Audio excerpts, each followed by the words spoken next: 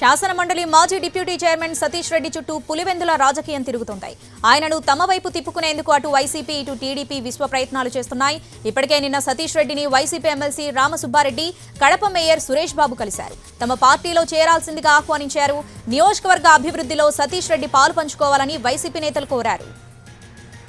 తాజాగా సతీష్ రెడ్డితో టీడీపీ నియోజకవర్గం ఇన్ఛార్జి బీటెక్ రవి భేటీ అయ్యారు. తెలుగుదేశంలోకి రావాలని సతీష్ రెడ్డిని ఆహ్వానించారు. తన రాజకీయ భవిష్యత్తు ఎదుగుదలకు ఎస్వీ సతీష్ రెడ్డి సహకారమే కారణమన్నారు బీటెక్ రవి. అయితే అనుచరులతో మాట్లాడి 2 రోజుల్లో నిర్ణయం ప్రకటిస్తానని సతీష్ రెడ్డి చెప్పారు.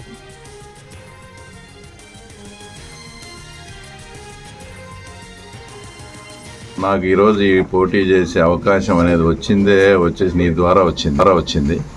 ఈ అవకాశం వచ్చేదానికి కారణం కూడా మీరే అన్న. ఇంతవరకు నేను కూడా మీకు వచ్చినప్పుడు 5 సార్లు కూడా నేను మా కుటుంబం అంతా కూడా మీకు